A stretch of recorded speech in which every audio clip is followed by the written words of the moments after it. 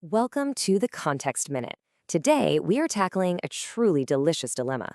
Does that evening piece of chocolate help you unwind, or is it secretly sabotaging your sleep? You hear it all the time, right? For some people, chocolate is the perfect, relaxing bedtime treat. But for others, it's a stimulant that'll have you staring at the ceiling all night.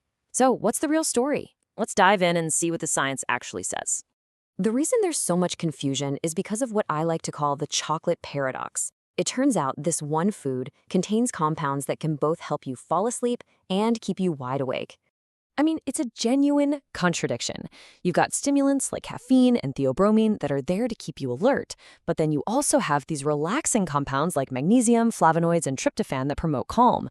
It's basically a chemical tug-of-war happening inside every single bite. Okay, so let's start with the energizing side of things. The two key players giving chocolate its kick are caffeine and theobromine. So how do these things actually work? Well, all day long, a chemical called adenosine builds up in your brain. Think of it like your brain's natural sleepiness signal. What caffeine and theobromine do is they swoop in and block the receptors for adenosine. They're basically preventing your brain from getting the memo that it's time to feel tired. But here's the thing. These two stimulants are not twins. Not at all. Caffeine is like a quick shot of espresso, straight to your brain. It hits you fast, it can be kind of jittery, and it's out of your system in about 5 hours. Theobromine, on the other hand, is much gentler. It's a smoother, more sustained energy that affects your body more than your brain, relaxing your muscles. And get this, its half-life can be anywhere from 7 to 12 hours. That means it sticks around for a long time. Okay, but that is only half the story. What about chocolate's reputation as a total comfort food? Well, that comes from its crew of relaxing compounds. First up, you've got tryptophan. Your body uses this to make serotonin, which you probably know as the neurotransmitter that makes you feel calm and happy. Then there's magnesium, a mineral that's great for helping your muscles relax. And finally, you have flavonoids. These are antioxidants that might even help lower your stress hormone, cortisol. You put them all together, and that's where you get that wonderful, relaxing feeling. So you've got stimulants on one side and relaxants on the other. Who wins this chemical battle? Well, the answer is kind of surprising. It's not so much about what you eat, but when you eat it. And this brings us to a super interesting field of science called chrononutrition. It's a bit of a fancy word, I know, but the idea is pretty simple. Chrononutrition is all about how the timing of your food interacts with your body's internal 24-hour clock, your circadian rhythm.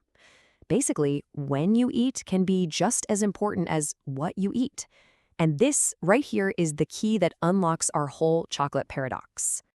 And when you look at it this way, the difference is just, whoa.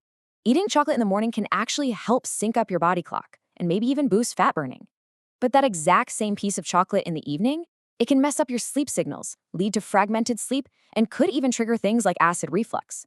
Same food, totally different results, all because of timing. Okay, so what in the world does this all mean for you and your chocolate habit? Let's get really practical.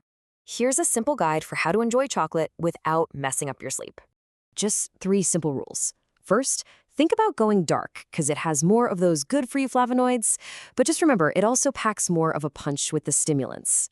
Second, and this is the big one, timing is everything. Enjoy your chocolate earlier in the day. And finally, less is more. A small square is usually all you need to get those mood-boosting benefits without the sleepless night. So, let's wrap this all up. What is the single most important thing to take away from our delicious little investigation? At the end of the day, the question really isn't if you should eat chocolate, it's when. Chocolate isn't a simple hero or villain for our sleep. The same piece that can give you a nice boost in the morning can totally disrupt your night. It's not the chocolate, it's our timing that makes all the difference. By understanding a little bit about the science of timing, we can all make smarter choices about the foods we love. Thanks for joining us on the Context Minute.